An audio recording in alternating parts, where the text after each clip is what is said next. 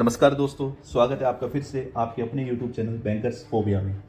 Post act 2013 के part first में हमने समझा था कि सेक्सुअल हैरेसमेंट क्या होता है और वर्क प्लेस पर इसे कैसे डिफाइन किया जाता है। लेकिन अब एक इम्पोर्टेंट क्वेश्चन उठता है, अगर किसी वुमन के साथ वर्क प्लेस पर हैरेसमेंट हो जाए तो कंप्लेंट कैसे फाइल होती है और ऑर्गेनाइजेशन उस कंप्लेंट को कैसे हैंडल करती है। इन सभी क्वेश्चंस का जवाब मिलता है पोस्ट एक्ट के सेक्शन 4, सेक्शन 9, सेक्शन 10, सेक्शन 11 और सेक्शन 16 में। तो चलिए इसे स्टेप बाय स्टेप समझते हैं। पोस्ट एक्ट का सेक्शन 4 कहता है कि हर वर्क प्लेस में एम्प्लॉयर को एक कमेटी बनानी होगी जिसे इंटरनल कमेटी या आईसीसी, इंटरनल कंप्लेंट्स कमेटी कहा जाता है। The purpose of ICC is to inquire into complaints of sexual harassment at work place. इस कमेटी में मिनिमम 4 मेंबर होने चाहिए। इन मेंबर्स में शामिल होते हैं प्रिसाइडिंग ऑफिसर, एक सीनियर वुमन एम्प्लॉय जो वर्क प्लेस में एम्प्लॉयड हो, कम से कम 2 मेंबर्स एम्प्लॉय में से होने चाहिए जिन्हें वुमन इश्यूज की अंडरस्टैंडिंग हो या जिन्हें सोशल वर्क या लीगल नॉलेज का एक्सपीरियंस हो। एक मेंबर किसी एनजीओ या वुमन वेलफेयर ऑर्गेनाइजेशन से हो सकती है जो सेक्सुअल हैरेसमेंट इश्यूज से फेमिलियर हो। और एक इम्पोर्टेंट रूल भी है, टोटल मेंबर्स में से, यानी इस कमेटी के टोटल मेंबर्स में से 50% वुमन होनी चाहिए। आईसीसी के मेंबर्स का टेन्योर मैक्सिमम 3 इयर्स तक हो सकता है। अब बात करते हैं सेक्शन 9। यह सेक्शन बताता है कि सेक्सुअल हरासमेंट की कंप्लेंट कैसे फाइल की जाती है। पोस्ट एक्ट के according any aggrieved woman may file a written complaint to the internal committee. यह कंप्लेंट इंसिडेंट के 3 मंथ्स के अंदर फाइल की जा सकती है।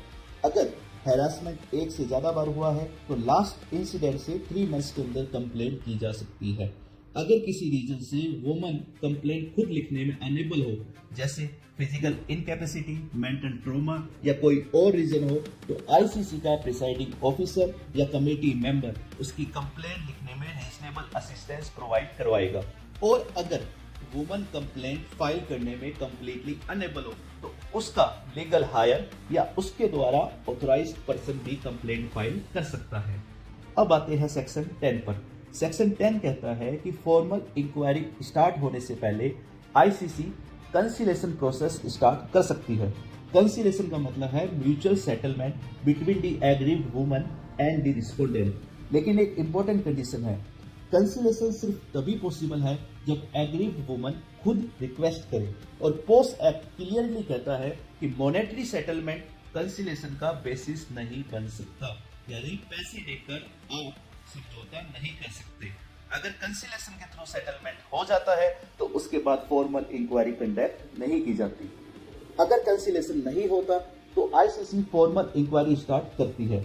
यह प्रोसेस सेक्शन 11 में एक्सप्लेन किया गया है। इंक्वायरी के दौरान दोनों पार्टीज को इक्वल अपॉर्चुनिटी ऑफ हियरिंग दी जाती है।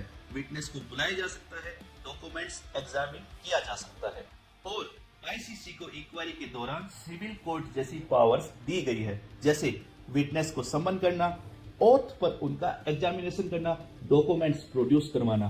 पोस्ट एक्ट के अकॉर्डिंग इंक्वायरी 90 डेज के अंदर कंप्लीट होनी चाहिए।